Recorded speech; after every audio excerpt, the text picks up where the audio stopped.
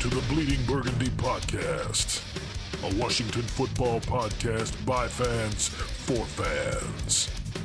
With your hosts, Jesse Martin. You want to play rough? Okay. Say hello to my little friend. John Taylor. Quiet, numbskulls, I'm broadcasting. And Keith Gray. The King, your majesty.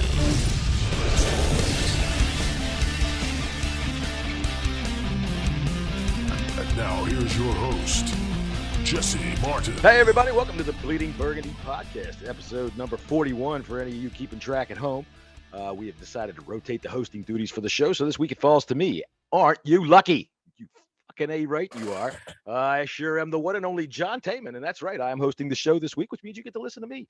I'm joined by my co-hosts, these two guys over here. Hey, how you doing? All right, that's my friend Jesse Martin and my friend Keith Gray. John comes out like a radio host, man. It's great. I love it. Yeah, Hey there, guys. Yeah, he's definitely wiping us both out, Jesse. Bullshit. I'm trying to sound as corny as possible. So how y'all handling Loser Monday? Listen, okay, let me go first real quick. This is going to be probably my most overreacted show ever since we started this podcast. Even though I don't believe half the shit that's going to come out of my mouth, I'm just giving y'all a fair warning. Well, hold on a second. Well, hold on a second. Isn't he going to ask us what we think during the show? Yes, but I'm just giving the listener. Can I just say hello? Warning. Like he's Hi. like, hey, Keith, Mr. Ambassador, say hello, and I didn't even get a chance to do that. I'm saying my hello first. Oh, okay. Oh, Yeah, this saying his this hello. this is my hello. This And I'm is just your giving long-winded hello. Okay, Exactly. It's a therapeutic I'm taking hello, is what it after. My after you, apologies, sir. I'll step back. I'm taking after you. Oh, don't do that. I've lost control of this show already. Yeah, All no, right. I listen. I'm gonna probably half the shit that comes out of my mouth is gonna be a overreaction. I'm just giving a warning. Keith, the floor is yours, sir. Oh, I feel bad for apologizing. I thought you were going to go in this long-winded rant. No, I Okay. wasn't. No, All right. that's all I was gonna say. Well, I'm doing wonderful. Thanks for asking. Carry on with the show, guys. All of our voices are like 5 octaves deeper right now. Yeah, I'm From- lost, man. We were all at the game, and yeah, so Between my voice, I got this weird sunburn. Yeah, I'm tired over around, but let's do it, gentlemen. I'm committed. All right. Well, we all had a good time at the game yesterday, even though we lost, I'm sure. I had a good time. You have a good time? yeah, no, it was great. Yeah, I had a great time. Yeah, It was these guys are fun. just I bullshit. woke up at like 3:00 in the morning. Couldn't get up. I couldn't go back to bed, and got there at the tailgate at 8:00, ready to rock and roll. I was exhausted coming home. 8:00 in the morning. God damn. I think I got there at about 10:30, quarter to 11, maybe 11. Yeah, about that. And I don't know what you would do there for 3 hours prior to that, other than watch Keith play with a bag of dicks. Which credit to you for bringing. I gotta give you that. Keeping this bag of sausages. Hold on, he's choking on a hard candy over there. Listen, I was handling them dicks. I can't even say it. I was Well. handling them dogs like a man. They were delicious. I gotta say, I had one of them, but really, dude, Golden's mustard. You got to. I don't know what. 2 bottles of yellow mustard. And I look, mean- I gotta let everybody in. What on did a you little want? secret. Grey poop on as well? No, I mean, I'm not that fancy. But some I Goldens would be. have good. to. You didn't even Spice request brown. it. You I didn't have even to let request it. Southerners know. Honestly, I didn't realize I would have to request decent Folks mustard. from the South, Jersey pork roll, okay, is just thick bologna. No, That's it's it. not. Yes, it No, is. it's not. No, it's It not. is. Listen, stop. Yeah. I'll fight you. First of all, I want to apologize. Now, I'm not saying it's not bad. Hold on, though. I want to apologize to the people that had the first round batch. My boy and I see with the pork roll, you're supposed to throw in the frying pan, right? We don't really grill pork roll. You No. can, right? But you don't. That's not the traditional way to make it. So, anyways, long story short, we ain't never done it on a grill before.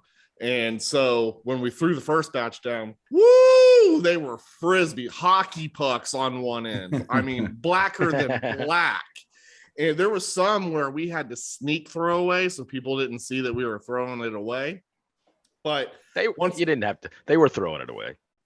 probably, absolutely. Well, I'll be happy to. Well, hold on. So once we figured out that grill is so hot, and even when you fry pork roll in a pan, you don't keep it in that long. No. So my man, I'll talk to Jesse offline about it, but the charger that you gave John, yeah, that delayed the process. Not the charger, the charging cord. Oh yeah. Yeah, that delayed the process, my friend, of why they were left on the grill too long. But anyways, we figured it out. We figured out that charcoal grill is hot, man. It's hot. You can't keep them on that long. So the rest of the batches came out great.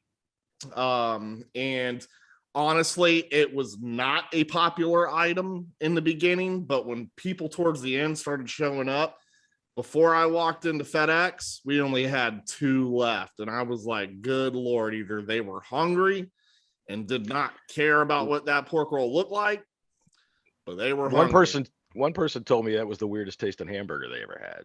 Oh, well, whatever. Hey, everyone calls it bologna. Listen, you can't come to a hog farmer tailgate without fried bologna sandwiches are good. They're good. Oh, Jesus. I'm gonna go ahead and we're gonna go ahead and give Keith a new title. You are the ambassador and you are the master of wieners.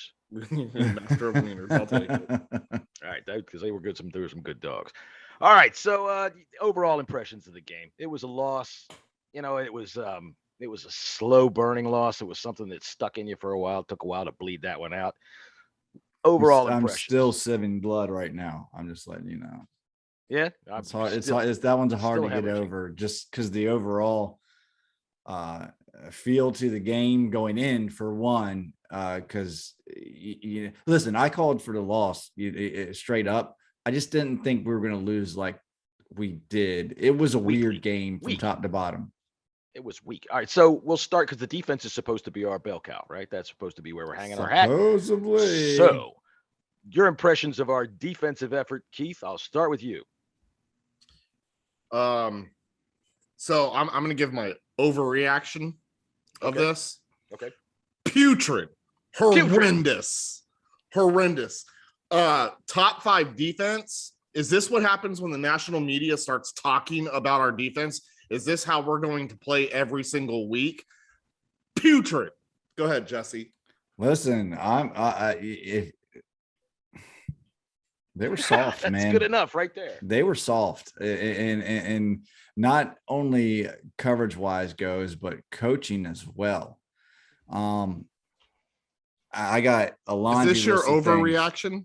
Yes. Okay. My overreaction. Because I do have an underreaction. I do too. I got a list of stuff too, but yeah, my overreaction is they played kind of soft, and I got some reasons behind that, but I'll go into my when it's time for the underreactions, and it kind of explain my theory. But yeah, soft. Go ahead, John. All right, so my overreaction is John Bostic needs to be taken outside and kicked in the ass. And then somebody needs to pick Cole Holcomb up by his ankles and swing him around until he hits John Bostic. Because those guys stink. All right. I know we have our soft spot for Cole Holcomb because he was a low drafted rookie and he came in, he made a couple of plays. And people like the mullet. People like the mullet.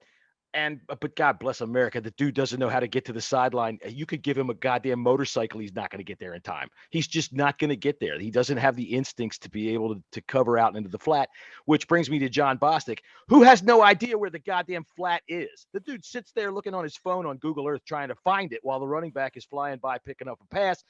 There's nobody to contest. Look, one thing about our defense I thought was that the defensive backs, which everybody's railing on, played pretty good. There was not a whole lot of yards after catch. They gave up the catches, but Herbert, credit the Chargers for that. But usually they were right there to make the tackle. And I'm not counting you, Kendall Fuller, because they found you and they picked on you. They sure did. But St. Juice, I mean, he gave up a couple of passes, but the dudes went nowhere after that. So they were on top of him. They were just good. And credit to St. Juice. And St. Juice is getting a lot of crap on social media right now. I want to credit St. Juice right now. He was on people. Okay. Yeah. Herbert just made good throws. And those are good receivers. I mean, Keenan Allen is a top fucking notch receiver. And Mike Williams is too. Mike Williams is huge. They all are. That's one thing I like about going to the game, man. Is you forget how fucking big these guys are, man. Jesus Christ. I would be like, really, Mr. Apke? I'm sorry. I didn't mean to say anything. They're all huge. But anyway, no blitzing. Very little. Nothing really creative to get Herbert off his spot. Nothing. They kept coming after him with the same four, down linemen rushing. And sometimes every once in a while they'd bring a fifth who would run straight into somebody. He didn't care where he was going. He ran right into whoever it was, but it wasn't Herbert. So Herbert had plenty of time to do exactly what they wanted to do, which is pitch the ball out into the flat where there's nobody because our linebackers can't fucking find it. And game over. 20 points beat us. That's ridiculous. Yeah. So we can say about our defense, but they just let 20 points. That's it. That's all they gave up. They're averaging giving up 20 points. So overall, in my down to earth, after watching the game on TV last night, a lot of things that I saw that there wasn't many things that I liked, to be honest with you guys. Right. There was not a lot of pluses in that category. The DB they played very soft zone. And that just at times it just was not the right play, man. I mean, they just let the receivers catch the ball. There was opportunities to make plays on some balls. Now, granted, Justin Herbert came out, he was lights out. He did whatever he wanted to do. To our defensive backs. And there's times where he had plenty of time. Our defensive line did not get any push. None. Did not see it, man. Did not see it. Rashawn Slater slap Chase Young. I said it. Oh, I wouldn't go that far. I wouldn't go that far. He made some nice plays against the run, and he forced that sack. The second sack that Allen got, he forced that. Well, we expect Chase Young to be in or around the quarterback on every passing down. So did his mom, and I'll tell that story in a minute. Okay. I saw more out of Montez Sweat.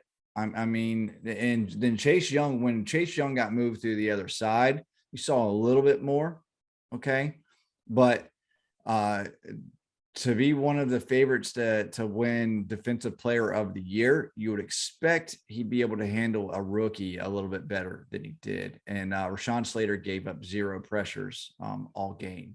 So hats off to him. Okay.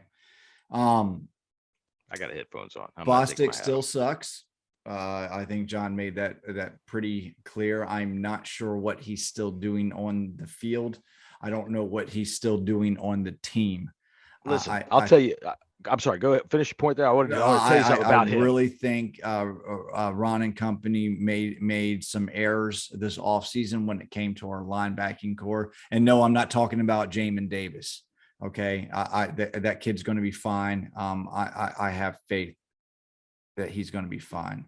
But they did not do enough. Our linebacking core is awesome. And Fuller got picked on, man. He was. I've never seen. He was target one. A poor performance against Fuller in his entire career. And I know there was an argument going on social media with Rio and Jalen and Parker and Benjamin St. Juste had the lowest PFF score. Well, the thing about PFF, and they even come out and admitted it, that there's context to everything. And Juice played a hell of a lot better game than Fuller did. That was shocking to me to see Fuller play that poorly. Well, I was going to say, when you were talking about Bostic, one of the few catches that went for some yak was at Keenan Allen. It was on the far side of the field from where we were sitting. And 2 of our defensive backs ran into one another, and he started to step over him. And here comes Bostic. And he tries to tackle without tackling. He puts his head down, and he ended up hitting him with the name patch on the back of his shirt, which Allen shrugged right off and ran for about another 8 yards.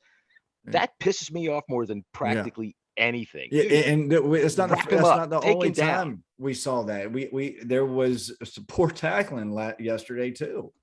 All around. Juice can go show him how to tackle, because that kid wraps up. All right, I know he gives up the pass, but he's right there and he wraps up and takes him down. Yeah. This guy, I don't even want to see him. However, we don't have anybody else. We kept Exactly. 5 linebackers. That's Two what I of was them. saying. I think they made a calculated, when they were calculating They went- this year, they yeah. made an error in with that linebacker room. I think Keith, been wanting to say something.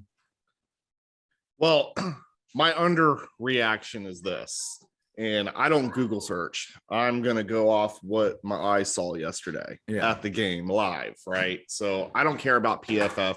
I don't care about all people these, take those scores. Yeah. To I just heart don't care way about too much. these The eyeball extra test is where stats. it's at. My underreaction is this: the defense started very, very slow. They did the same thing last season. I mean, I don't remember when they started picking it up and gelling together last season, but it was it was a slow start again. And I have to say that potentially was this a slow start because this is a whole, like, damn near a whole new unit again. I mean, not necessarily with the defensive line, but just in general. I think now they're actually on film. Okay. Everything that we saw in preseason rolled over into week 1. There was no excitement there. There was nothing. It just looked just blank out there. But I want to say something real quick, and this could be an overreaction. Are they just not that good? Nah, I don't did think we it's put that. too much hype on it? And the reason why I say that is I think the you make that defense judgment. played better against poor teams last year. Against good teams, I think you they make did that not. judgment when they've had enough time together on the field playing an actual game, decision moments. It's got to be in people's heads though to thinking about that. Well, they shouldn't be. I mean, it's week 1, and this again goes to my overreaction. It's week 1. We've got a long season ahead of us. Jumping a ledge now and basing everything off of what we saw in week 1, I think is a little bit too much. But again, to finish my point, you guys are naming names. What I saw out there is it was almost like Herbert was attacking our guys in sections, and it started with McCain. They were testing out McCain, right? And it's Bobby McCain, right? So they were testing out Bobby McCain. Few catches there. Then it seemed like it went over and they started beating up on Fuller. I mean, they were beating up on Fuller a lot. And like a redheaded stepchild. It got bad. And then after that, it looked like they then started beating up on St. Juice. And then, hey, Cameron. And then after that, it was they tried with Will Jackson III, and I felt that Will Jackson III actually he played the best game out of all of them. I believe that. Now also Cameron Curl wasn't close. Cameron Curl played really I'm talking about the well. cornerbacks, but Cameron Curl. No, I'm just going great. along the backfield there. It seemed like that there was a plan, and the plan was we're going to start with this guy. See what we can get from this guy. Then they just kept moving it around and attacking. And when they realized what was working, they continued to do it. Just like I said in the last pod, I was concerned about the passing game. I did not think Herbert was going to play terrible. I thought that the receivers were going to catch the ball. I mean, and that happened. And it made our defense look super silly. We had no pressure on Herbert. He had all day to throw the ball. You could tell their game plan was when they started out was, short passes, get the ball, right out in the middle of the field. Yeah, right. It's short passes in the middle of the field. They knew that the linebacker core. I mean, they were looking silly out there as well. I mean, the defense together did not look well as a unit, and we're going to continue to get attacked in the middle of the field against those linebackers every single game unless we address that. I don't know how we address that, but it needs to be addressed. I saw them attacking the outsides much more than the middle of the field, especially because they knew our linebackers, A, can't get there, and B, don't even know that they're supposed to go there. They were attacking the flat, but as far as super downfield outside, we got attacked in those areas as well. Well, see, that's linebacker area right there. And what we need to be careful of is if you paid attention, a lot of those passes were dropped passes. They were not deflected passes. Some of them were. And every time I looked, I'm like, oh, receiver dropped the ball. Oh, receiver dropped the ball. Our defenders played no role. Cam Curl was the only one that I saw that was actually defending those throws. they were usually making the hit directly after the catch was made. I put this on Jack Del Rio. Well, hold on. I put this. That was another thing as well. What is this deal with this shoulder hitting? Like, why are we not using basic? We're not Hello, wrapping John up. Bostic. I mean, every single one of them were doing that shoulder, like the shoulder hits, trying to tackle. Like, what happened to the open arm tackling? I don't know, but that's very frustrating. And it seems like our defense tries to do that shit every year, and then finally someone says something and they actually start tackling. But that's a problem, in my eyes. Also, the biggest thing that I saw too is our defenders. Now, people could correct me and say, well, they're taught to watch the receiver as they're trying, running with them, to watch their eye movement, watch their hands to know when a pass is coming in. You can't always look at the ball, that type of deal. I understand that, but not a single defender, when they had the chance to turn their head and look. In that one play where St. Juice just got totally burnt, I mean, guy didn't even turn his head around all day. He's literally still running, trying to keep up with the receiver. Maybe he didn't have enough time to turn his head, but it was brutal. Guy catches the ball. Yeah. St. Juice makes the tackle. What else are you going to do at this point? Yeah. And listen, in St. Juice's defense, he's a rookie. Okay. He's going up against. He played a lot for a rookie as a quarterback. He played a lot. He did, and I'm not jumping the ledge on him. I'm just saying if you're not trying to catch up to the defender all game, you might be able to turn your head and see the ball. I think conditioning was a big problem in this game because our defensive I was backs going were to get shuttling to that later. in and out. I wanted to get to that later. All game, they're shuttling him in. And most of the game, it looked to me like we were in at least nickel and probably dime for a hell of a lot of plays because we were having guys come in and off the field so much. But I put this on Del Rio because I put it on the whole entire coaching staff, not having them ready if conditioning is an issue. It was a poor game plan. Conditioning is usually an issue in week one, but there's things you remember the pickle juice game, the Eagles, when it was like 108 degrees on the field, they just drank pickle juice and beat the shit out of the Cowboys when they weren't supposed to. There has been reports that they've had a relatively soft off season. Yeah. So, well, this is when everybody laughs and says, "Oh, it's just OTAs," and "Oh, it's just mini camp." This is what it means. You got to get ready to play. Remember when I went off about Chase Young for not being there? Yeah. I mean, I'm not contributing him to this, but I think it's the whole team itself. I honestly think they were a little bit too big for their britches, and they got smacked in the mouth. Look, I know in the fourth quarter, we watched a steady stream of defensive backs traveling to and from the locker room, getting themselves an IV. Yep. So, but aside from that, they didn't do anything creative to try to get to Herbert. All right. When it was clear that just rushing four guys wasn't working. All right, do something a little bit different. Do something a little bit. Just start bringing some pressure. If you're going to play tight man like they were doing Landon Collins down, blitz Holcomb, blitz somebody. He tried. Do something. Holcomb. Look, I was watching the game today. God bless America. Holcomb, when that son of a bitch blitzes, it's like he goes and finds the guy that's supposed to block him. Yeah. Try to freaking missile into the quarterback. Landon Collins, I saw him blitz a couple of times, but he got picked up. So I mean, credit to the Chargers players on that kind of thing. But okay, do something, Del Rio. It was happening the whole game. Mm-hmm. And as far as the blitz goes, they didn't do it nearly enough. You can't when you have a quarterback that's that accurate, you can't give got to do something anytime, to disrupt anytime, right? He was getting the ball out fast, and so you got to do something to change that shit because you're not stopping it any other way at the moment. You're not set up to do it. So anyway, what about the offense? Now that we've crashed all over the defense, Keith, you've been silent. Tell us what you thought of the offense.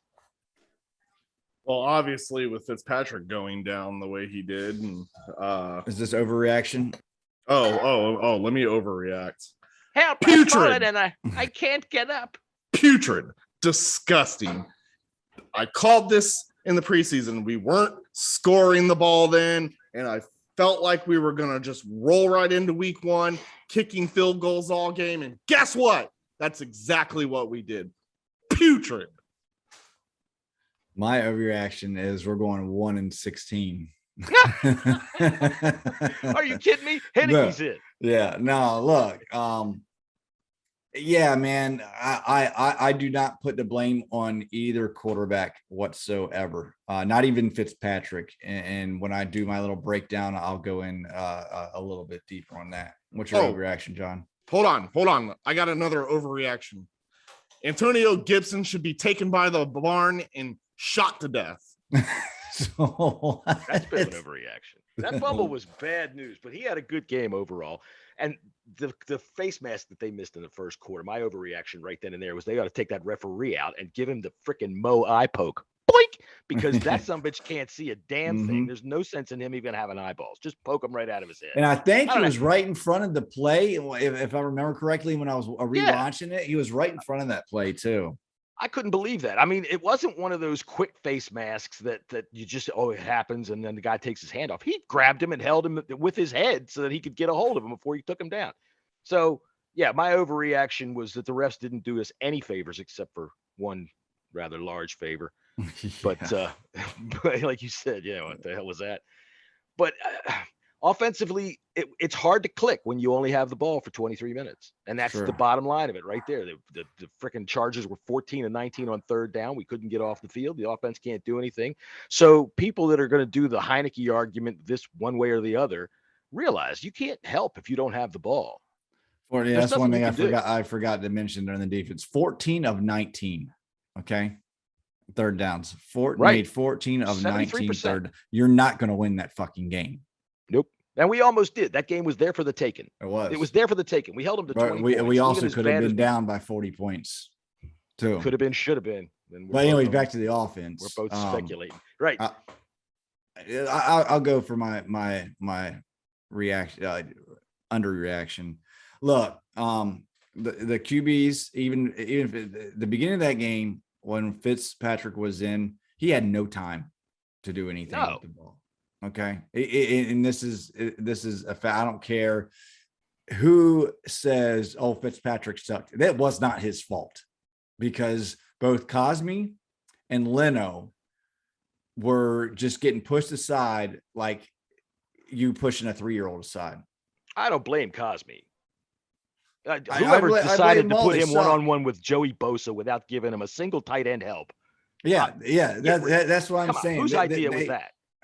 The whole game plan, I think, was mismanaged both on offense and defense. Now, yes, they did get better as they settled down. The game went as the game went by. But Leno, when Fitzpatrick got injured, it was just a whiff, man. Yeah. It was he barely just got pushed aside, and the guy comes, I think he's number 45, just came in and just crushed him.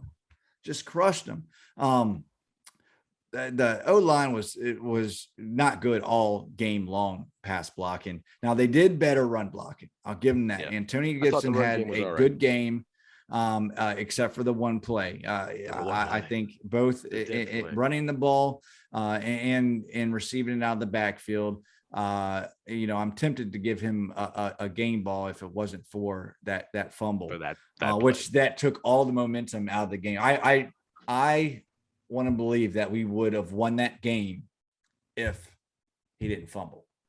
That's right. So the stadium was electric that period in time. Right after the interception. Oh yeah, man, that place went nuts on that pick. And it took way too long. Okay, to get the playmakers involved, to get Terry involved, to get Logan involved. They should have had them game planned in the beginning, in the first quarter. Somehow, some way, get your playmakers the ball. All right, Keith. Yeah, I'm going to keep it short and sweet. My underreaction, definitely not the quarterback's fault. I didn't like when Fitz was in that he could not get McLaurin into the game. All of a sudden he gets hurt. Heineke comes in, and now we're getting McLaurin into the game. I believe it wasn't until the second half that happened, though, correct? No, it was McLaurin. First half. Was it first half? Okay, anyways.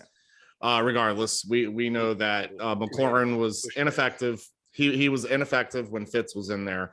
I have a feeling everybody was ineffective when Fitz was in there. I honestly think that's the pressure. It was that pressure, man. That's what I'm saying. Everyone, McLaurin. I'm just focusing on McLaurin. He was definitely ineffective. We were wondering, where he was at. It seemed like it was a problem. Then he goes down. I was pretty disappointed in the fans at this point because they were, calling for Heineke before Fitzpatrick could even get off the field. No, it was the second He was Yeah. slow to get Well, up. I know. Okay. I mean, I'm just And I was saving that for my rant later on. okay. That's the Well, way it is with people. and Heineke comes in, and Heineke, I didn't feel played that bad. I didn't really look into his stats. I just haven't had time to do any of that. I didn't think that he played. He did move the ball down the field. We just had some unfortunate mistakes, man. And to me, the one unfortunate mistake was Gibson fumbling. It was the the Gibson playmakers fumble. that made those mistakes. The Right. penalties. Yep. The penalties killed us. So, I don't know. I mean, the underreaction part of me would just say, well, let's see what we got on Thursday. And well, let's see what we've got in Heineke. That is the one good thing about all of this is maybe the answers to Heineke can be finally answered. Until this fan base falls in love with another QB2. Can tell you right now, we're not going the rest of the season with just Heineke and. We picked up a quarterback today. They picked up Kyle Jake Shermer. Who? Jake Shermer. No, Kyle Shermer. Kyle Shermer. Jake. Kyle. Shermer. Jake. Who? Trevor. I don't know. Yeah, exactly. Okay, so that must have been happening while I was taking a nap, and I'm sorry, but I'm still not moved by that breaking news information. No, they signed the practice squad. So listen, at the end of the day, it's still a problem, and it still is going to need to eventually be addressed. I don't know how you address it again. I'm not going to sit here and say Cam Newton is the answer. No. We all know my boy said for Washington to give him a call. RG3, right. Bring them. Let's go. Let's do this. Listen, I agree with you. I don't think answer, Heineke can get through the season healthy. I hope he can. I mean, maybe we'll see. I All right, hope well, so there's my underreaction. Go ahead, finish up, Keith. So basically, what I'm saying is we've got a problem, and we're kind of not like. I'm sorry, this the same problem as always, but again, this is week one. This is code red problem. Okay, this is now a code red problem. Because there's no way that we can go a whole season relying if Heineke can last through it. We're not sure. And you got to bring in a quarterback. I don't know. I don't have the answer to who. I'm not going to sit here and say RG3. I'm not going to say Cam Newton. I don't know. You got to bring in a quarterback. Whoever we brought in, I don't even know who that is. So to be all honest, got an arm. Even as much as I dislike, is this another Heineke special? I mean, yeah. Where did we get him off Craigslist? I mean, I think you have to look at Cam Newton. Unfortunately, that's where we come to. That's where we keep going. You can't look at Cam Newton. That's where we keep going. We keep going to Craigslist for this. Unless we're going to have to give up assets to trade for somebody. I looked at you got to give up assets. You got to do something. We will. I looked at the free agent market. Who's out there? There's nobody out there. That's why they signed this guy. And I guarantee you right now, until Heineke gets hurt, we're not going to make any. Come on, man. Oh, no, we're not going to make. You're going to have to. We're going to go with Heineke and Allen. And that's because you have two quarterbacks that Ron likes them both. Right. Ron believes in both of them. And that's where my my underreaction is. So you're going to run. I thought Heineke played. I thought Heineke played pretty good. I'll address Cam Newton in a second. I thought he played pretty well, even though, like I said earlier, if you've only got the ball for a third of the game, you can't do anything as a quarterback. You just can't. We held the ball for 23 minutes. You're not going to be able to do much. But if our offensive line is going to be that way, he's better in the pocket. He gets himself to the outside. And even though we talked about it in the preseason, Jesse, you didn't like it, said that he would take off and run too much. Man, yesterday I was watching him put his eyes down the field. That two-handed touch pass to the little basketball pass that he threw to Terry, that got Terry started. Yesterday. Now, the pass to Terry, the amazing catch on the sidelines. Should have been intercepted. But Terry took the ball from him. I don't know if you saw the replay of it up close, but Terry took the ball from him on the way down. Dude's hands, it looked like. Yeah, because he yanked it in. Either way, that ball was a rainbow. That ball was a freaking rainbow. Dude, you got to put some velocity on that thing and get it there quicker. So he is what we think he is at the moment, which is an undrafted freaking quarterback who's going to have something to prove, but he's all we got right now. And he has shown competency. If we can keep the ball in his hands for a while, I liked the running game. I thought Gibson had a really good game other than the fumble. Dude, I'll tell you what, without that face mask, he might have had that 100 yards. He had 80 yards rushing, but that fumble killed it all. The face mask call against him when he was getting horse collared was a load of trash. Yeah. I can't stand when they say, "Oh, this is going to be a point of emphasis this year." What the fuck does that mean? Call any play. If you see a penalty, call it. Don't say, "Okay, well, we're going to call this one extra hard." Fuck the referees. If Fucking rule book. Taylor Heineke can play competent, I'll be perfectly content with him. Yeah. The issues with Taylor Heineke is first and foremost is durability. And it's going to be interesting to see what defensive coordinators do now that they know they have to game plan for him. Yeah, they're going to have to figure out how to. They're starting to get a book out on Taylor Heineke. I think you play zone against him, and like John said, if he's throwing up those rainbows like that, interceptions could be coming. He threw his first two passes to Brown. He sailed them like crazy. Yeah, I think I'm going to chalk that up to nerves. Some right yips, there. I think. Yeah, that's a fair statement there. I mean, he was throwing a lot of high balls. He tends to do that a lot too, though. But he threw up those two high passes. I mean, listen, the guy came in unexpected. I'm not expecting him to light it up out there. Not the way that he was, handling that Tampa game. I'm not expecting him to light it up. It's fair enough for him to come in cold and then work his way into it.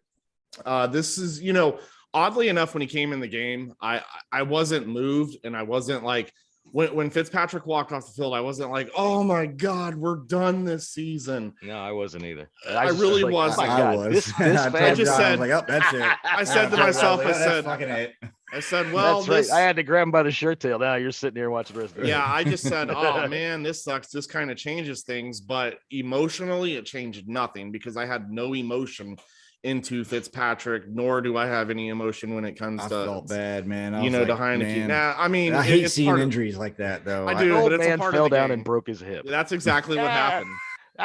So many jokes on this. That's gonna happen. Old man is done. Like it is what it is. Like injuries are a part of the game, but I didn't have invested emotion. I was trying to understand this marriage, of the Fitzpatrick, era. And so when he walked off the field, I was just kind of like, yeah, this kind of sucks. But I honestly don't believe it changed anything when it comes to our season totals because, I do believe Heineke can come in. Heineke is going to win some games if he can stay healthy.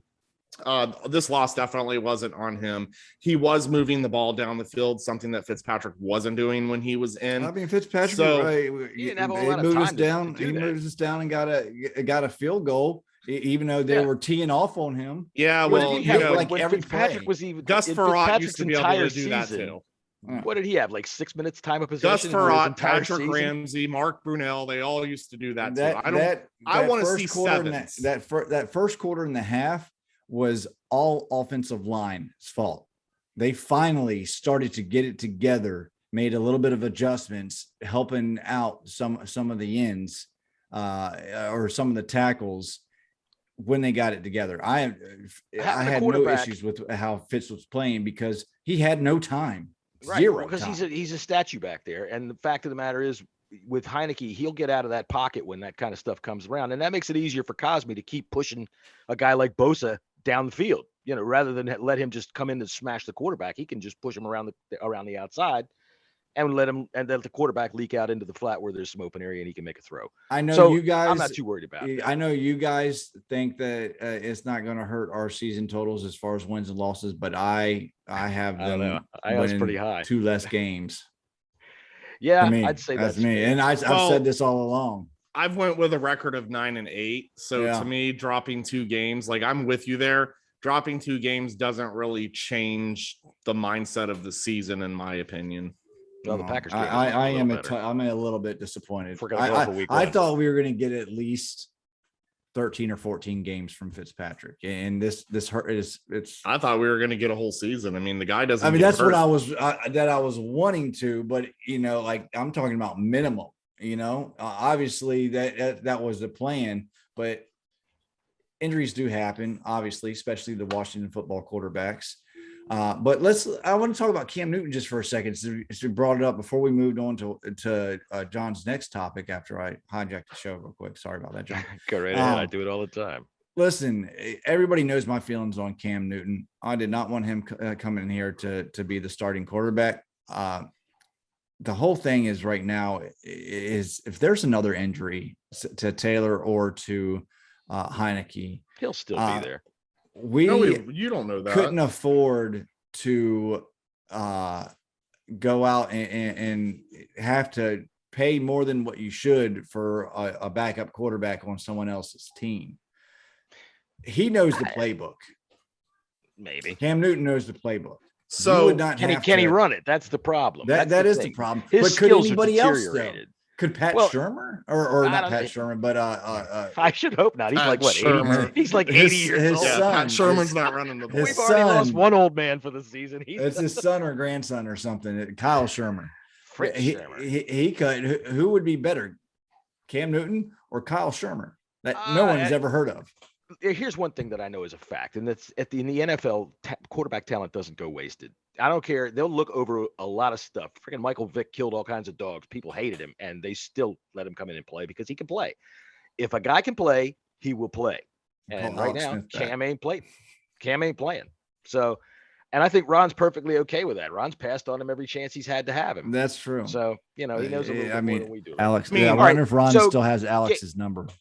Ball, I don't think he wants it after Alex. Well, hold on. Before we get into game ball, all right, to give my input on Cam, since Jesse brought it up, I have to look at the situation now like this: is Cam Newton better than Kyle Allen? It depends. What I don't want Kyle Allen being my number 2. I'm sorry. What equates to better? He was inactive for a reason. You keep him inactive. You bring in Cam Newton and you put in Cam Newton at the number 2. You let Taylor Heineke run the reins of this team so that way we can get. What would that do to the psyche of Taylor Heineke? Well, Cam Newton already told you what it would do. He just said last week you can't have me on the bench. First of all, I'm not worried about Taylor Heineke's psyche. Okay, get your ass out there. You may not be. I don't give a shit. You're a QB1 now. You're a QB1. You came in because of injury. He was on the couch. I don't care. He's getting his shot now. You're getting your shot. This is your shot. Don't go in there with confidence, take the team down the field, score points, and win. That's all you're being asked to do. If you can't do that because little old Cam Newton comes in, all you're being asked to do. Come on. But I understand. Seriously, I'm not here to coddle. I'm not here to coddle feelings. Cam Newton will bring a media Cuddly circus. Keith is gone. No, I'm not cuddling Heineke's feelings about how that makes him feel. Cam Newton. We dealt with that, Kirk Cousins, and this is why I'm fired up. We dealt with that whole RG3 and Kirk Cousins bullshit. I'm not trying to listen to that. That's exactly what would happen. I don't care. Taylor Heineke is the QB1. Go in there and play like it. If not, next man up. Simple as that. And if that means that it's Cam, well, it's probably not, obviously, but I'm just saying it should be, because next man up, I'm not thrilled with Kyle Allen. Like, something's got to get addressed here because this ain't it. Let me ask you everybody this. Knows that. Before Kyle Allen got hurt last year, what did you find wrong with his play? Because to me, he didn't play no worse than Dwayne Haskins or Alex Smith. Dude, that's an awful game manager. Bar. He didn't game play manager. I think he's equivalent to Taylor Heineke. In my sense. Now Taylor Heineke that's what everybody is. Now Heineke has I think has a little bit more upside. He has a little bit more gamer mentality to him. Correct. Yeah. He still has that chip on his shoulder. I could tell. You could see it in the interview too when I listened to the interview yesterday. He's got a chip on his shoulder, and I'm good with that. And I'm good, like I said, bring in another quarterback, right? That doesn't mean that bring Cam Newton in. He's starting. Now you put him on the depth chart, right? And you let Taylor Heineke run this team now that Taylor is a QB1. And now all of our questions can get answered. Is this the guy? Is this the diamond in the rough? Is this the needle in the haystack? And then, if it's not, then the fan base can fall in love with QB2, and it could be Cam Newton. If Cam Newton came here, no matter if he was 2 or 3, it would go from the Heineke hive to the Newton's nest in 2.5 seconds. Newton's nest. All right, we're going to go to game balls here. Game balls. And I'm going to go first because we're talking about Cam, and that's who's getting my game ball, and it's Cam Sims, because he had one chance. He made the fucking catch. He made the first down, and on special teams, he played pretty good. Everybody else, other than Terry, had a fuck up of some sort. So Cam Sims gets my game ball because of the one catch. Are you doing it for the whole team? Or just for that's one I'm going to give. That's my offensive game ball right there. All right, we're just doing an offensive game ball. Then we'll go to defensive game ball. Yeah, we can do that. Okay. Right. I go Taylor Heineke. I think he came in and did what we paid him. the $3 million to do, to come off the bench and try to not to give the game away, and gave us an opportunity to win. Keith, you notice he's saying his name properly now. Yeah. He's getting in the high. All that chanting yesterday. He's a Heineke stand. He is. He's getting in there. Yeah, he's standing Heineke. Here it comes. It's like Kirk Cousins all over again. Kirk Cousins all over again. I can't stand you, Jesse. Who's the ambassador's game ball on offense? Logan Paulson scored a touchdown. Thank you. Logan Paulson. Wait. Logan Paulson has been on the team in like Logan wait, Thomas. who did I say? Logan Logan Thomas. Paulson. Jesus Christ. I'm thinking of Logan Thomas and Grant Paulson having a baby together. Somewhere Logan Paulson is going, golly. Logan Thomas, my fault. Logan Thomas. Logan Thomas scored 7. Thank you. Yeah, well, 6. He had a couple of good plays when we were having the hurry up under a minute to get down for a field goal before halftime. It was a good catch too. It was an overthrown ball. He just jumped up and you grabbed got to it. give props to Terry. Now that might have been. I don't think it was overthrown. Yeah, well, okay, that's what I was going to say. Because he can get up. That's what I was going to say. It might have been, it looked overthrown when it happened, but obviously it could have been a jump ball situation. And Thomas is a tall dude, so that's not a knock on Heineke at all. You got to give props to Terry McLaurin and Antonio. Oh, that Gibson, catch was crazy. though.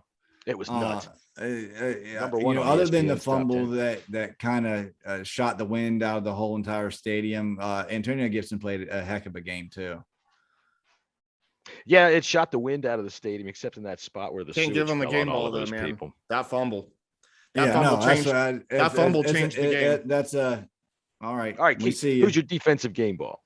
Mine's Kim Curl. Yeah, I mean, I can't go with anyone else. There wasn't a lot of bright spots over there, in my opinion. Cam Curl, he balled out. Any ball that was thrown his way, he was defending them. I mean, there's no other way. And he wasn't on the field enough. Yeah, if you guys noticed. So we're unanimous with that. All right, look, we're going to take a break real quick, and before we do, we're going to say go on over to the Hog Farmers, hogfarmerscharity.org, and give them some money. It's Pediatric Cancer Awareness Month. Please go over and help them out because that's what they do. And I had an opportunity to meet those guys yesterday, and Chris said something to me that was just so sweet. And all right, so I wrote him a song. I promised I would write him a song.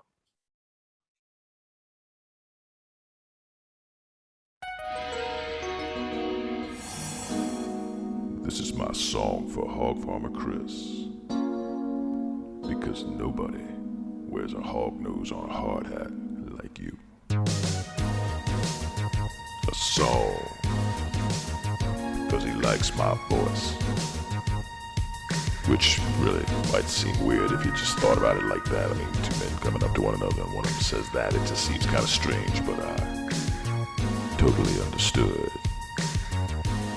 I mean, I like my voice too. It gets me in the mood for so many things. Sometimes when I hear my voice, it just makes me want to. It makes me need to clear my throat. There we go. That's better. All right, so we are back. I hope you like that, dude. Just don't let your wife hear it. That was pretty. Wink, wink. All right, so now Keith is really wondering. We got goat balls coming up. Yeah, so we got who got your goat sack for the game? Everybody, just one goat sacker for the game. Okay, mine's the play callers, both offense and defensive side. That left a lot to be desired. Yeah, so Scott Turner and Jack Del Rio, you got to do better, man. Yep. Keith, who you got for your goat sack of the day? Kendall Fuller, you can take it. All right, I'm gonna go. You're supposed to be better. He's supposed to be better. Yeah. Yes, you are. I'm not supposed. I'm expecting major gameplay from him. These other guys. McCain, St. Juice. I can live with what they did. I mean, look, brand new teams, brand new system, brand new everything. But Fuller, come on, man, we need more out of you. I'm going to give it to Jack Del Rio because he never really made enough adjustments to be able to try to get anything off of their game plan. They did exactly what their plan said. I would almost bet you they could have scripted that entire game and it would have played out almost exactly as they had written it down because we didn't do anything to throw them off. And I blame Jack Del Rio on that. And let's see, where does that bring us to? General NFL. Hey, cool, man. We had a whole slate of games, and even though we probably didn't see very much of them, Keith, you were on the road the whole doggone time. And I don't know how much you saw, Jesse, but I saw pretty much the second half of the fourth of the second game, and I watched the Sunday night football game. So, what did you think? Who we said last week? Week 1 is a liar. So who's lying? Who is lying? I think the Green Bay Packers is lying to us. They're not that bad. They lost 33-3 against 38, the Saints, and that goes for the Saints too. I don't think they're that good. So both of those teams are liars. Okay, all right. Yep. So Keith, who's your liar? Yeah, I'm gonna go with the Philadelphia Eagles. You can't. Yeah, I said it. What are you gonna do? You have no Just do idea it what on I'm camera. about to say. Yeah, Brandon, they're do it on liars. camera. They're absolutely liars. First of all, they played the Falcons, right? Falcons to me are not a good team. They pretty much blew out the Falcons. But I still don't think that the Eagles are a good team. I still think that they'll be last place in the division. They are absolute 100% liars. Yeah, come get some, both of you. I'll fight both of you outside. For those of you that do not watch the video podcast, he is talking to his own wife, which Who's I a do Philadelphia believe. Eagle fan. And my yeah. kid and my Yeah, 10-year-old. Yeah, Oh, you want to go out in the backyard? I'll whoop your ass right now. I think being Yeah. an Eagle fan, it I'll turn you into a protection Skins fan laws. real quick. Huh? Yeah, no, you're lucky I'm caught up right now. Carry on, gentlemen. Sorry. All right, my goat sack is going to go to Jack Del Rio. Did I already say that? Yes, you're supposed to. All right. Who's your liar? Oh, my liar. Oh, yeah, we're back there again. Sorry, short-term memory Jesus. loss, Is He's that, got- Alzheimer's going on? Yeah. All right, my I liar get this of the man. day Yeah. is the Broncos. Yeah, they beat the hell out of the Giants, but I don't think they're that good. And I would also say my second liar of the day is the Titans. They're not that bad. Yeah, Houston's another liar too. Remember They when are I lying. told you guys that They there's are They were gonna be- definitely lying. there's Yeah, going to be Tyrod 4 Taylor teams. is telling a big one. Remember I told you there's going to be 4 teams that are coming out of the NFC West. Watch Yeah. out, them Cardinals are good. They are flying around. Chandler Jones at 5 sacks. And you said something about You're right, Jesse. You're absolutely 100% right. this portion of the podcast brought to you by the skincare solutions. Here. Keith's Grease. All right, so who's telling the truth? Who's telling the truth? What did you see yesterday that says, okay, these folks are for real? I think the Bengals are going to be better than a lot of people think they're going to be. I think Joe Burrow is a good quarterback. Listen, they were awful last year. Obviously, Burrow got hurt, but I think he's going to be one of the next up and coming quarterbacks in this league. They beat the Vikings. Number 1 overall pick, wasn't he? Yeah, he was. Way to go out on a limb there, buddy. Well, listen. He's on the Bengals though. You got to. That's give him right. that. That's true. He's on the Bengals. All right. That's true. And quarterbacks die in Cincinnati, and that's facts. So I think the Bengals are going to be a tough out this year. They're going to have a good offense. Yeah. Truth tellers here. Definitely the Cardinals. The Seahawks, I believe, are also telling the truth. And the Chiefs are definitely telling the truth. It looked like they were lying in the beginning. The Browns, they're for real too. I agree with that. I was going to say that was probably going to be my last one. I think the Browns are telling the truth as far as being a good team. They just happened to play the Chiefs, and I think that was a very good game, very good matchup. I mean, they were dominating in the beginning, I felt, but there were a lot of shitty matchups week 1. There were, but those 4 teams odd. stood out to me. Those 4 teams. That's stood one out of the as telling soft things truth. about losing yesterday. It's an AFC West loss, so it really has a minimal impact in terms of playoff race if it comes right down to it. And it helped that Dallas and the Giants both lost, but Philly, which everybody expects Philly to be last in the division anyway. Hurts won. had a good game. Hurts was So- he was good yesterday. So, He did, but there's the a great matchup was shot against of the Falcons. Right, So, there's a great yeah, I shot think of the Falcons of are Matt terrible. Ryan laying on the ground. It's from directly overhead, him laying there on the ground, It looking like looks- it's like Jesus. This is what the vulture sees. I also do want to say I want to add a fifth. I'm going to completely disagree with Jesse here, and this is probably a bold disagreement.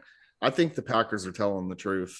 Really? Yeah, I've heard people bold, on buddy. Twitter today saying that Aaron Rodgers is throwing it so he can force a trade. I'm like, I don't know. I would never take it that far. I just, really. This team is hurting, man. It's just there's not a lot of heavy weapons on this team. I just don't see the same Packers you got team. Aaron And Jones. You got basically what you had last year. You got Aaron Jones, Aaron Rodgers, Devontae Adams. They're going to come around, man. They'll come around, but they also have a Joe Barry defense, which brings me to my truth tellers. Hold on. There's a difference between coming around though and being the team that you were last year. I think that they may come around, but I'm gonna say I think that they're telling the truth. I just don't think that they're that team that we think they are.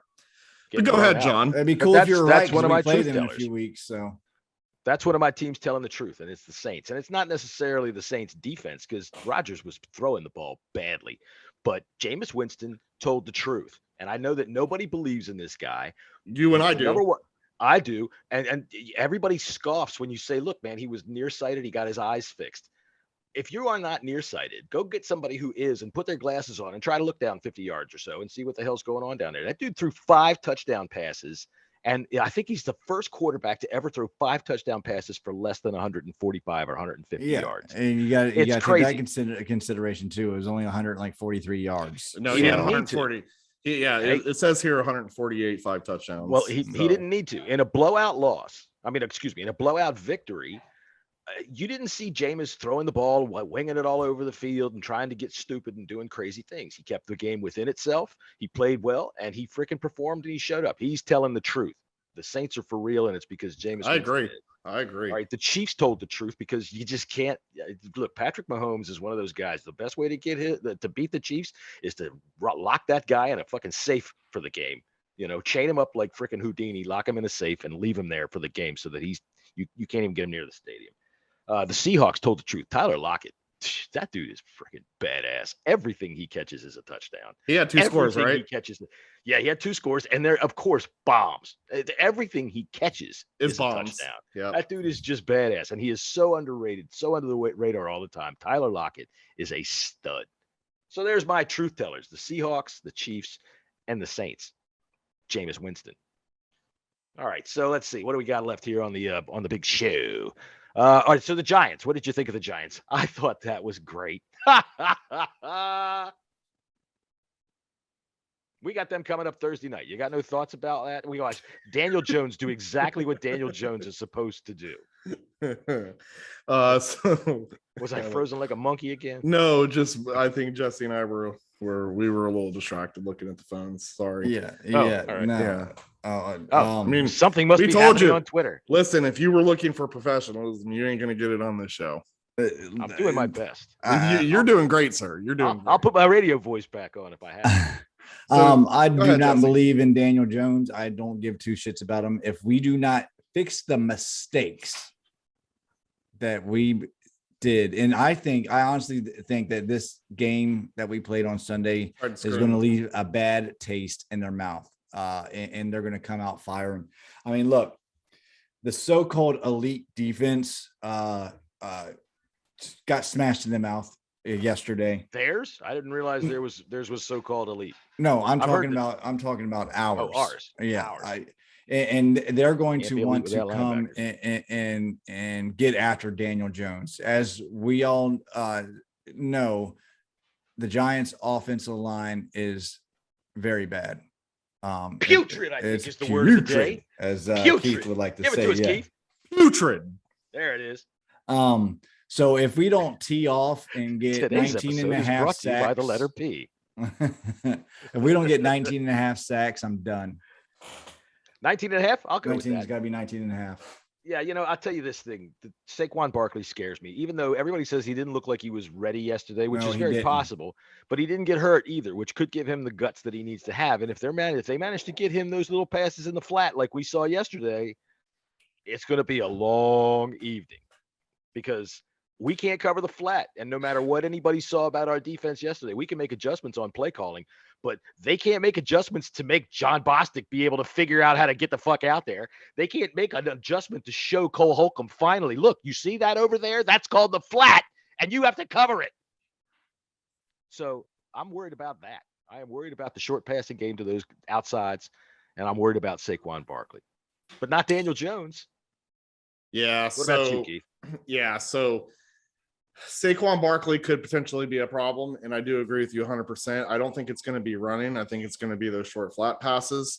I damn well know that the Giants are going to be looking at, our week 1 film, finding our weaknesses, and they're going to game plan towards that. So I'm hoping that most likely our coaching staff will be ready for that type of game plan when it comes down to it. However, I do think that I am not worried about Daniel Jones at all. I think that the defense is going to bounce right back, that defensive line. I think that we're going to put a lot of pressure. Listen, at the end of the day, like when you do like listen to everybody and everyone's, overreacting about week 1, my take is this. We played a very good team in the Chargers. Okay. I think that they're a playoff team, and we definitely had our inefficiencies in this game. We had some crucial turnovers, but at the end of the day, that score was what, 20-16, right? Yeah. The game was there for the taking. I can't mute my mic, sorry. I mean, listen, excuse me? Yeah, I know we lost. Thank you. That's an Eagle fan talking football. You lost, we win. We win, you lose. You lose. You lose. We win. We're number 1 in the division. Go Eagles. Fly Eagles, fly. E-A-G-L. Yeah. Anybody that needs a fight song to teach him how to spell eagle. Eagles. Shut up. So anyways, listen, we had some, like I said, we had some we had some inefficiencies in this week 1 game, but we played a very good team. And for that to only be 20-16, I was actually like, all right, this game was for the taking. I wish we would have won. Not going to jump a ledge. We played a very good team. We're going into this next week or week 2. And even though it's a short week for us, it's against the Giants. Yes, I know a short week is a good thing. If they come out flat like we did this week, I'm going to have issues, and we got to be aggressive. I agree, and I think some of those issues are going to get worked out. We're still going to have long-term issues that we've discussed. Bullshit rotation that they did, leaving Sweat and Chase off the field on 3rd downs, that's unfucking acceptable. It won't be a 90-degree afternoon either. Listen, right, and I think that there's going to be a bounce back. I think some of the issues are going to get worked out. We're also going to still have long-term issues that I don't think, can get addressed this season. We're just going to have to, they're going to have to game plan, and, hopefully, we don't get exposed all freaking year on this situation. But coming into the Giants, the only thing that bothers me is for some reason, Giants always seem to have our number as of late. And so, I can't erase that from the back of my head. But when you take a look at that overall team versus our team, I think we're going to come in a little bit different in week 2. We're definitely going to take a win against the Giants. But again, you cannot do what you did in week 1. But to reiterate, we played a very good football team, right? A very good football team. And for it to only be 20-16, that's the rah me saying, hey, not so bad, and we had a lot of problems. So maybe they did stiffen down near the goal line. Inside the 20, they held in. Yeah. And so, maybe we're not as bad as we think we are. And then if we can work out these little quirks that we had week 1, which I'm just going to throw it in the air and say it was week 1 jitters. But I'm hoping that I don't. That's just the rah me. But if we see the same things happening in week 2, we're in a lot of trouble, fellas. Well, yeah, that would be a 0-2. And in the NFL, people say, oh, it's not a sprint, it's a marathon. Bullshit. It's a sprint. Every game counts. All right. So Keith's got to get out of here in a couple of minutes. So real quick, before we get out of here, what did you think of our number 1 rookie? What did Jamin Davis say to you? Oh, I mean, listen, he was a rookie. He played for maybe 50% of the time. I am not worried about Jamin. He's the last person I'm worried about on this team. Yeah, worry's not a good word there. What about you, Keith? Not worried about it. He's the least of our problems. I don't even see why. I mean, I know that it's a question just for the show, but I don't think it should be a first. I think it's an overall I don't think problem. It's a linebacker problem. The problem not is James too Davis is problem. the problem is too is we don't really have anyone back there that Davis can even learn from either. You know, so it's almost like Bostic. Right, that's what I'm saying. So it's like throwing. This is the middle of the field, but all that over there, I don't know what. And the I'll fuck tell that you what, Holcomb, he's getting on my shit list too. Holcomb's out in the flat saying, "Where the hell am I? Can somebody please call my parents?" Davis doesn't have a player to take him underneath the wing. You know, he's kind of having to rely on coaching, you know, which is fine. But again, no underreaction on him. When I rewatched the broadcast today, I watched and paid attention to when he was in. And my thing about him was that he was having a hard time sifting through. He kept getting tied up in tackles of people. It did clumps of people that were right there in the middle of the field, not being able to find his lane. So, yeah, coaching's got to step up in that area, at least for him, because our linebackers are our biggest weakness. So, anyway, Keith, I don't want to keep you away from your son's football practice. What's the team's record? Oh, what is the team's record? Yeah. So, it's technically 0-0 because we've been doing scrimmages mostly. Preseason. Okay. Yeah, we've been doing like the preseason type stuff. So he made the what they call the JV/varsity roster. First year. Right? Yep. So he'll be playing JV, but he'll also get varsity rotation. There were a lot of kids who are not going to get that opportunity. So I just look at it as a learning experience for him. He is playing out of the best kids. So if he gets 4 to 5 snaps in a varsity game, just as extra reps, I'm fine with it. And so I'll see how he matches up in the, the JV squads and see how he does, but at the end of the day, man, he's having such a good time and that's all that matters. So you got to put on, when does the season start? Put on Waterboy. Let him watch Waterboy. Oh, when does the season begin? Babe, when does the season begin? When's the first actual game? Yeah, that's what I thought. This Saturday. All right. So, and what's the name of the team? The Delran Bears. All right. We're going to be Bears fans. The Bears. Yeah. So that's cool. All right, then. Well, then, if anybody's got any final thoughts, you better pick it up on Thursday. Any never have I evers? Never have I ever witnessed something heinous at a stadium like I did on Sunday. I mean, yeah, I've seen some shit, but to start chanting and I saw people like happy that Fitzpatrick was down and hurt. And that was kind of disgusting. Right when the second he was slow to get up, the crowd started just chanting Heineke. And I think it's low class and you're scumbags if you did that. And I don't care if you're listening and you're one of them people. I'm in section 106, row 11. Come talk to me. I'll tell it to your face, motherfuckers. All right, Keith, never have you ever. Yeah, never have I ever seen poop water dumped on fans before. I mean, it wasn't poop water; it was water. I know what it was. I know what it was. Shut up! Don't be the nice to say it was poop. Don't be the good guy. Listen, don't be the good guy. Don't be the good guy. It was sulfuric acid. It killed. What are you? What are you, the ambassador? Are you an ambassador, Jesse? I am. You're making excuses. The connoisseur. Okay, first of all, Ambassador Jesse. This one has corn, whereas this one has. To me, it was poop water. Okay, so never have I ever seen poop water dumped on the home fans. Okay, poop, because that's what this game was poop. So all I'm saying is this show brought to you by the letter P. Poop. It was poop dumped on all the fans because all the fans are poop.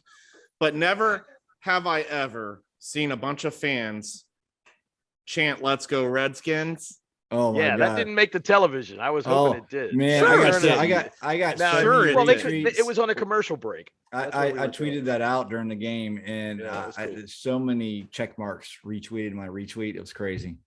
But see, these people that are all, they're never going to say our name and blah, blah, blah. Bullshit. When Jared Patterson came on, they said Redskins, and they even showed a picture of him in his freaking Redskins outfit when he was a little kid with the logo and everything. So all of you paranoids, shut up. Never have I ever understood why they waste money on fireworks in the daytime. What fucking stupid kind of shit is that? Yeah, I don't know if they do that John? They don't do that. I don't think I've seen them. I seen them. Yeah, it looked like road flares that somebody threw yeah, up in the sky. I Where was think our that- military Road flyover? flares. Where was They our did. flyover? I see think that was a shit. 9/11 thing, and I don't recall they do that during the daytime during regular games. I think it was just a 9/11 thing. Yeah, Okay. listen. We all know too that FedEx that place, and I'm sorry, I know I'm an ambassador, and I probably shouldn't say this, but that place is a trash can. Poop water getting dumped on fans. Okay, even though it really wasn't poop water, that's a problem. It doesn't matter what it is. Yeah, as long as if that broken pipe is opening up on the fans on That's a the first day of problem. the season, you've had I all was- summer to look at this shit. You know what else is a problem? Never have I ever seen along that line at halftime. Along that line, what are you talking about? Or a line. What did I say? My wife is over here. Along that line, Yeah. a line that long. Yeah, line a line that that long. I will Both say of you, this. okay. I'm Listen, gonna, and you I'm gonna too. give it up for So- our fat guy cheerleader. I'm down with him. I That's our caught boy. that. I caught like that. that. That's Yeah. our boy. That's my boy. I told John, we I gotta was get like, him on the show. Never have I like- ever seen a fat cheerleader. Oh, And big that fat day guy I did. cheerleader. I said, Look, John, I'm I was gonna have like, to what's find you all out of this place picture. there? Hey, I looked Hey, at. he was getting around, man. I looked at my guy John and I said, I wonder if he's going to do a backflip. I did notice one of those women had armpit hair, and I was completely just, well, no, that's just not, I'm not in France. You know. Yeah. So never have I ever seen lines that long at third quarter or at halftime. Man, I was unbelievably thirsty. I get up, I go walk, I see those lines. All right, I've already been through this, and it was in a preseason game, and there was only like 15 people in front of me. I'm like, I'm gonna miss the whole entire third quarter if I stand in line. So I literally just sucked it up, swallowed spit for 2 quarters, and went about my business. You have any vendor? No Huh? Yeah, vendors? where's the vendor? You know, any vendor come down? all I saw was beer, man. I mean, I'm thirsty, but not No, that they got thirsty. I don't- water in water there. in I there. bought a liter of water for $7. I had it all damn game. It's like a bucket of water. I got a There you water go. for free. All we You had did, was a that's beer. right. Yeah, it must be nice because I was dying. I was dying of thirst, and I only saw a beer guy once that whole time, and I even considered drinking the beer, even though all that beer that they serve is disgusting. You know, I was that. Fine. It was Shut up! I don't fine. drink beer. I don't drink beer, and that beer's disgusting, and I don't want They to have pay White You Claws. could have got a Coors Light because that ain't. They have a seltzer. Well, I don't want to pay $15 for a beer to chug down. a seltzer. No, speaking of seltzer, I know you drink White Claw. Your boy even told me, I have Jesse. never, Oh, ever. I've Sure. never even held a don't believe seltzer you. can. Excuse me, I Mr. believe your Beer Cowboys Vendor. friend who actually wore a Washington shirt. to I one would of like our a peach games. blossom seltzer, please. He did And not look and like he a guy still who's a believes liar. that when we interview Jerry Jones, it's actually Jerry Jones. Oh, that was him? Yeah. That was him? Who? Oh, Wait, my who? What? God. I didn't get Oh, to meet this person. Did I meet You this don't know person? that story. So, no. Oh, you should have told me who it was. I would have done it right behind him. Hey there, No. buddy. Can you Oh, so step Jesse aside? told me about that. He's like, yeah, I have a friend. He really believes that we got Jerry Jones. I'm like, no way. Stop it. Yeah. So Yeah, he still to this day believes. He tells He's a good all his kid, Cowboys man. friends that our podcast actually has interviewed Jerry. Jesse's a Jones. hometown hero. I'm sure he's a fine young man, and I'm sure he's a credit to his parents and his school. Now, if that's all we've got to talk about, I've got some cheerleaders to bang in the toilet. All